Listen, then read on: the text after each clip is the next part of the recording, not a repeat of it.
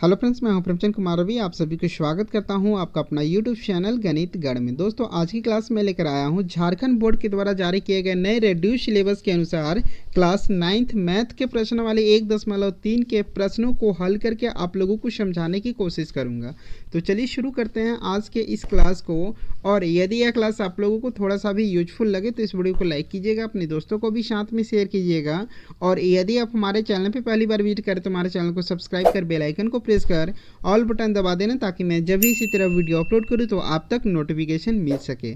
तो चलिए शुरू करते हैं आज के इस क्लास को। ये है आपका प्रश्नावली 1.3। सबसे पहले हम बात कर लेते हैं कि इस प्रश्नावली में आप लोगों को नए रेड्यूस सिलेबस के अनुसार कौन कौन सा प्रश्न पढ़ना है और कौन कौन सा प्रश्न नहीं पढ़ना है। तो आप लोगों को नए रेड्यूस सिलेबस के अनुसार प्रश्नावली 1.3 में आप लोगों को कौन कौन सा प्रश्न पढ़ना है। तो प्रश्न संख्या 1 पढ़ना है।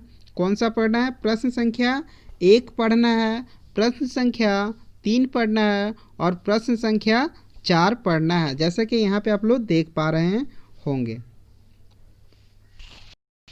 ये आपका प्रश्न संख्या 1 दिया हुआ है। निम्नलिखित भिन्नों को दशमलव रूप में लिखिए और बताइए कि प्रत्येक का दशमलव प्रसार किस प्रकार का होगा। प्रश्न संख्या 1 क्या दिया हुआ है? प्रश्न संख्या 1 दिया हुआ है निम्नलिखित भिन्नों को आपको दशमलव रूप में व्यक्त करना है। जो आपका भिन्न दिया हुआ है उसको आपको पहले दशमलव के रूप में लिखना है। उसके बाद आपको बताना है कि उसका जो दशमलव प्रसार है वो आपका किस प्रकार का है। तो सबसे पहले हम बात कर लेते हैं कि दशमलव प्रसार किस प्रकार का होता है। तो दशमलव प्रसार है वो है आपका 2 प्रकार का होता है। एक आपका शांत आवृत्ति का होता है, अर्थात हम इसे कह सकते हैं शांत दशमलव प्रसार, और दूसरा होता है अशांत आवृत्ति का। क्या? पहला होता है दशमलव प्रसार शांत आवृत्ति का, दूसरा होता है अशांत आवृत्ति का। पहले हम बात कर लेते हैं शांत आवृत्ति कब होता है। जैसे मान के चलिए एक आपका भिन्न दिया हुआ है 3/10। इसको आपको बताना है कि इसका जो दशमलव प्रसार है वो शांत है या अशांत है। पहले आपको क्या करना है, इसको आपको दशमलव में चेंज करना है। तो इसको आप दशमलव में किस प्रकार चेंज करेंगे, तो यहाँ पे इसको इससे भागा देना होगा। तो ये आपका कितना बार में जाएगा? पहले हम 0 बार में देंगे, इसके बाद यहाँ पे हम पॉइंट बैठाएंगे। यहाँ पे आपका 0 हो गया, 3×10=30। तो आपका जो यहाँ पे इसका जो शेषफल आ गया वो आपका क्या आ गया? 0 आ गया। तो अब 3/10 को हम लिख सकते हैं 3। तो आपको यहाँ पे देखना है कि जिस भिन्न का अगर हम इसको इसे भागा दिए तो उसका जो शेषफल है, ठीक है, जो उसका शेषफल आया, यदि उसका शेषफल 0 आता है तो उसका जो दशमलव प्रसार है वो आपका शांत आवृत्ति का होगा। किस प्रकार का होगा? शांत आवृत्ति का होगा। तो हम इसको लिख सकते हैं कि 0.3 ये किस प्रकार का है? तो शांत आवृत्ति का है। आगे हम बात कर लेते हैं कि अशांत आवृत्ति का कब होता है। जैसे मान के चलिए एक आपका भिन्न दिया हुआ है 10/3। इसको आपको बताना है कि इसका दशमलव प्रसार शांत है या अशांत है। तो पहले आपको क्या करना है, भाग देकर इसका निकाल लेना है। तो भाग देंगे तो कितना हो जाएगा? 10 को आपको भागा देना है तो ये आपका पहले 3 बार में जाएगा, 3×3=9। यहाँ पे 1, फिर पॉइंट बैठाएंगे तो यहाँ पे हो जाएगा 0, यहाँ पे 3×3=9, फिर यहाँ पे 1 आ गया, फिर यहाँ पे पॉइंट बैठाएंगे तो यहाँ पे 0, 3×3=9। तो जैसे यहाँ पे आप लोग देख पा रहे होंगे कि इसका जो शेषफल है वो आपका 1 बच जा रहा है, ठीक है। तो इसका जो दशमलव प्रसार है तो आप इसको इस प्रकार लिख सकते हैं कि 3.3 और इस तरह आगे आते जा रहा है, ठीक है। तो यहाँ पे आपको देखना है कि इसका जो शेषफल है वो आपका 1 बच जा रहा है, ठीक है। तो आपको देखना है कि जिस भिन्न का जो आप इस तरह अगर भाग देंगे उसका शेषफल यदि आपका 1 बच जा रहा है, ठीक है, तो उसका जो दशमलव प्रसार है वो आपका क्या होगा? अशांत आवृत्ति का होगा, या फिर इस टाइप का रिपीट होते जा रहा है। जैसे यहाँ पे 1 है, इसको आप इसे भागा दिए, 1 यहाँ पे आ रहा है, उसी चीज़ को आगे बार बार रिपीट हो रहा है, ठीक है। तो अब आप लोग समझ गए होंगे कि किसका दशमलव प्रसार शांत होता है और किसका दशमलव प्रसार अशांत होता है।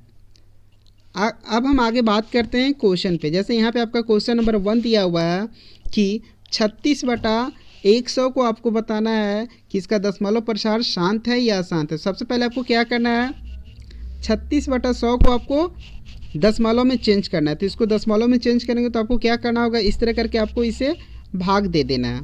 ठीक है, भाग देने के बाद यहाँ पे आपको ध्यान देना है कि इसका जो शेषफल आया वो आपका 0 आया है कि नहीं आया। तो जो इसका शेषफल है वो आपका 0 आ गया। तो आप इसको इस प्रकार लिख सकते हैं 0.03। इसका जो दशमलव प्रसार वो क्या हो जाएगा, शांत आवृत्ति का है। नेक्स्ट है आपका क्वेश्चन नंबर 2। क्वेश्चन नंबर 2 है कि 1/11। अब इसको आपको पहले दशमलव में चेंज करना है, इसके बाद आपको बताना है कि इसका दशमलव प्रसार शांत आवृत्ति का है या अशांत आवृत्ति का है। तो जब आप इसको इसे भागा देंगे तो जो इसका ए आ गया दशमलव में 0.0909 और इस तरह करके आपका रिपीट होते जा रहा है। ठीक है, तो ये आपका क्या हो जाएगा, अशांत आवृत्ति का होगा। किस प्रकार का होगा, ये आपका अशांत आवृत्ति का होगा। और इसको भागा इस प्रकार आप दे सकते हैं, जैसा कि यहाँ पे आप लोग देख पा रहे हैं। इसका जो शेषफल है वो आपका 1 बच जा रहा है। ठीक है, तो अब आप लोग समझ गए होंगे कि किस प्रकार का दशमलव प्रसार शांत आवृत्ति का होता है और किस प्रकार का अशांत आवृत्ति का होता है। नेक्स्ट हम बात कर लेते हैं क्वेश्चन नंबर 4 का। जैसे यहाँ पे दिया हुआ है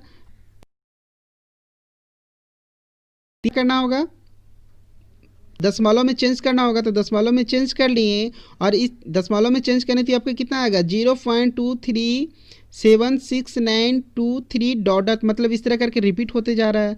तो जब रिपीट होते जा रहा है तो आप लोग को पता है कि इसका दशमलव प्रसार क्या होगा, शांत होगा कि अशांत आवृत्ति का होगा। तो इसका क्या हो जाएगा, अशांत आवृत्ति का होगा। और यहाँ पे जैसे आप लोग देख पा रहे हैं इसको इससे मैंने भागा यहाँ पे दिया है, तो आप इसको अच्छा से भागा देंगे। तो इस तरह करके आप इस क्वेश्चन को आप आसानी से बना सकते हैं। आपका क्वेश्चन दिया हुआ है क्वेश्चन नंबर 3। क्वेश्चन नंबर 3 है 4.1/8 को आपको 4.1/8 दिया हुआ। तो इसको पहले आपको क्या करना होगा, भिन्न में चेंज कर लेना होगा।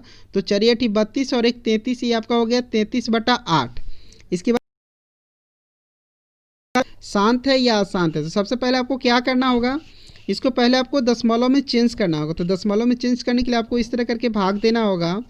भाग देने के बाद इसको यहाँ पे देखना होगा कि इसका जो शेषफल आया वो आपका 0 आया है कि नहीं आया। यदि शेषफल 0 आया तो इसका दशमलव प्रसार क्या हो जाएगा, शांत आवृत्ति का होगा। तो ये आपका कितना हो गया 4.125। ठीक है, तो इसका दशमलव प्रसार शांत आवृत्ति का होगा। नेक्स्ट आपका क्वेश्चन है 2/11 को आपको क्या करना है, पहले दशमलव के रूप में लिखना है। इसके बाद आपको बताना है कि उसका दशमलव प्रसार शांत है या अशांत है। तो पहले हम इसको दशमलव के रूप में लिख लिए। तो ये आपका आ गया 0.1818 डॉट मतलब इसका इस तरह करके रिपीट होते जा रहा है। तो रिपीट होते जा रहा है, इसका जो दशमलव प्रसार होगा वो क्या होगा, अशांत आवृत्ति का होगा। तो इस प्रकार आप प्रश्न संख्या 1 को आसानी से बना पाएंगे। नेक्स्ट क्वेश्चन पे हम चर्चा करते हैं क्वेश्चन नंबर 3। यदि क्वेश्चन नंबर 1 आप नहीं समझ पा रहे होंगे तो आप मुझे आप लोगों को समझाने की कोशिश करूंगा।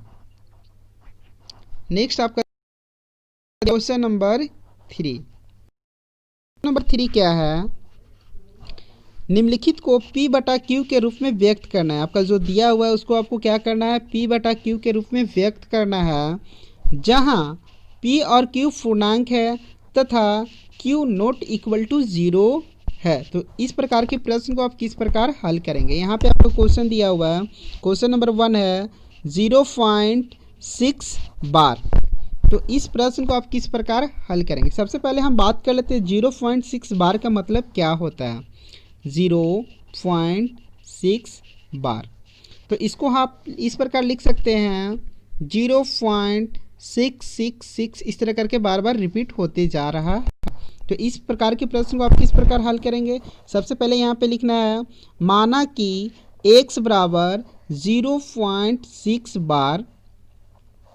अब इस 0.6 बार को आप इस प्रकार लिख सकते हैं, x बराबर 0.6666 डॉट इस तरह करके। ए आपका हो गया समीकरण 1। यहाँ तक आप लोग समझ गए होंगे। एक बार फिर से मैं रिपीट कर दे रहा हूँ। सबसे पहले आपको क्या करना है, माना कि x बराबर 0.6 बार। इसके बाद आप इसको 6 बार को इस प्रकार लिख सकते हैं, x बराबर 0.666 डॉट ए आपका हो गया समीकरण 1। इसके बाद आपको क्या करना है, समीकरण 1 में दोनों तरफ 10 से गुना करने पे। यहाँ पे आपको ध्यान देना है कि हम 10 से गुना क्यों किए। समीकरण 1 में दोनों तरफ 10 से गुना करने पे, तो हम यहाँ पे 10 से ही गुना क्यों करें। तो यहाँ पे आपको ध्यान देना है कि जैसे यहाँ पे आप लोग देख पा रहे होंगे कि पॉइंट के बाद कितने ऊपर आपका बार खींचा हुआ है। जैसे अगर एक संख्या के ऊपर बार खींचा हुआ है तो आपको 10 से गुना करना है। यदि आपको दो संख्या के ऊपर बार खींचा हुआ है तो आपको कितना से गुना करना रहेगा, 100 से गुना करना रहेगा। यदि आपको तीन संख्या के ऊपर बार खींचा हुआ है, जैसे मान के चलिए 0.758 और इस तरह करके खींचा हुआ है, तो यहाँ पे आपका कितना, तीन संख्या के ऊपर खींचा हुआ है, तो आपको कितना से गुना करना रहेगा, 1000 से गुना करना होगा। तो आप लोग समझ गए होंगे कि हम इस प्रश्न में 10 से ही गुना क्यों किए, क्योंकि एक संख्या के ऊपर यहाँ पे बार खींचा हुआ है। तो अब यहाँ पे कीजिए, समीकरण 1 में दोनों तरफ 10 से गुना करने पे, तो दोनों तरफ 10 से गुना करने का मतलब हम इससे भी 10 से गुना किए और इससे भी 10 से गुना करें, तो गुना करने पे कितना आ गया, 10x बराबर 6.666 आपका हो गया समीकरण 2। ये आपका समीकरण 1 हो गया, ये आपका समीकरण 2 हो गया। अब यहाँ पे आगे क्या करना है, समीकरण 2 से समीकरण 1 को घटाने पे, अर्थात इस समीकरण 2 को हम समीकरण 1 में घटाते हैं, तो समीकरण 2 को 1 से घटाएंगे तो इसको आप 10x, ये आपका समीकरण 1, समीकरण 2 को पहले लिख लिया 10x बराबर 6.66। इसके बाद इसके नीचे आपको क्या करना है, समीकरण 1 को लिख लेना है। ये आपका समीकरण 2 हो गया और ये आपका समीकरण 1 हो गया। अब यहाँ पे बराबर को बराबर के पहले के सामने लिखना है। जैसे यहाँ पे x को एक तरफ लिख लेना है, तो 10x में एक x घटा देंगे तो आपका कितना हो जाएगा, 9x। अब इसको इससे घटा लेना है तो आपका कितना हो जाएगा, 6.00। इसके बाद आप इसको इस प्रकार लिख सकते हैं कि 9x बराबर 6, क्योंकि आप लोग को पता है कि पॉइंट के बाद जीरो का वैल्यू नहीं रहता है। तो अब इसको इस प्रकार लिख सकते हैं कि 9x बराबर 6। अब आप इसको इस प्रकार लिख सकते हैं, x बराबर 9 यहाँ पे गुना में है, इधर आ जाएगा तो क्या हो जाएगा, भागा में हो जाएगा। तो आप इसको इस प्रकार लिख सकते हैं, x बराबर 6/9। अब इसको आप छोटा और कर सकते हैं काट के, तो ये आपका छोटा हो गया 2/3। तो अब इसको लिख सकते हैं 0.6 बार को आप p/q के रूप में लिख सकते हैं, कितना, 2/3। तो इस प्रकार आप आसानी से इस प्रश्न को हल कर सकते हैं। नेक्स्ट क्वेश्चन देख रहे हैं, क्वेश्चन नंबर 2। अगर क्वेश्चन नंबर 1 नहीं, क्वेश्चन नंबर 2 को अच्छा से देखें, आप अच्छी तरह समझ जाएंगे। तो क्वेश्चन नंबर 2 है 0.47 बार। तो इस प्रश्न को आप किस प्रकार हल करेंगे, सेम उसी तरह जिस प्रकार आप प्रश्न संख्या 1 में हल किए। तो यहाँ पे आपको लिखना है, माना कि x बराबर 0.47 का बार। इसके बाद आप इसको इस प्रकार लिख सकते हैं, x बराबर 0.477 ... ये आपका हो गया समीकरण 1। अब यहाँ पे आपको क्या करना है, समीकरण 1 में आप लोगों को दोनों तरफ 10 से गुना करना है, क्योंकि यहाँ पे देखिए कितनी संख्या के ऊपर बार खींचा हुआ है, एक संख्या के ऊपर आप लोग को बार खींचा हुआ है, ठीक है। इसलिए आपको कितना से गुना करना है, 10 से आपको गुना करना है। तो दोनों तरफ इससे भी हम 10 से गुना करेंगे और इधर भी हम 10 से गुना करेंगे, तो ये आपका कितना हो गया, 10x बराबर 4.777। ये आपका हो गया समीकरण 2। अब यहाँ पे आपको क्या करना है, समीकरण 2 को समीकरण 1 में आपको क्या करना है, घटा देना। तो चलिए मैंने यहाँ पे घटा दिया, समीकरण 2 को पहले लिख लीजिए, ये आपका हो गया समीकरण 2 और ये आपका हो गया समीकरण 1। इसके बाद आपको दोनों में घटा देना, तो इन दोनों को घटाएंगे तो ये आपका हो गया कितना, 9x बराबर 4.3000। अब आप इसको इस प्रकार लिख सकते हैं, 9x बराबर 4.3, क्योंकि पॉइंट के बाद आपका जीरो का वैल्यू नहीं होता है।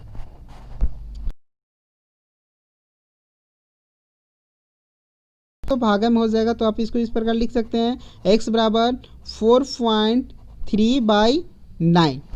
अब आप इसको इस प्रकार लिख सकते हैं, x बराबर 43/90, क्योंकि यहाँ पे पॉइंट था, पॉइंट को हटा दिए तो एक जीरो नीचे में आ गया, तो आपका जो इसका आंसर है वो आपका हो जाएगा 43/90। नेक्स्ट क्वेश्चन है क्वेश्चन नंबर,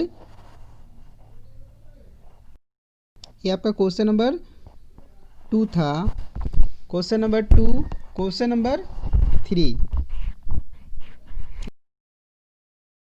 क्वेश्चन नंबर 3 है 0.001 बार। अब आप इस प्रश्न को किस प्रकार हल करेंगे, तो सबसे पहले उसी तरह आपको यहाँ पे लिख लेना है। माना कि x बराबर 0.001 बार। इसके बाद आप इसको इस प्रकार लिख सकते हैं x बराबर 0.001 इसी तरह करके बार रिपीट हो रहा है, तो आप इसको इस प्रकार लिख सकते हैं। ये आपका हो गया समीकरण 1। अब यहाँ पे आपको ध्यान देना है कि दोनों तरफ हम 1000 से गुना करेंगे। कितना से? 1000 से, क्योंकि आप लोग को पता है कि जितनी संख्या के ऊपर आपका बार खींचा हुआ है, ठीक है, जैसे यहाँ पे कितना संख्या है, 1 2 3 संख्या है, इसलिए मैंने यहाँ पे 1000 से गुना किया। तो अब आप लोग समझ गए होंगे कि यहाँ पे मैंने 1000 से गुना क्यों किया। तो चलिए अब समीकरण 1 में आप लोग को 1000 से गुना करने पे कितना, 1000x बराबर 1.001001।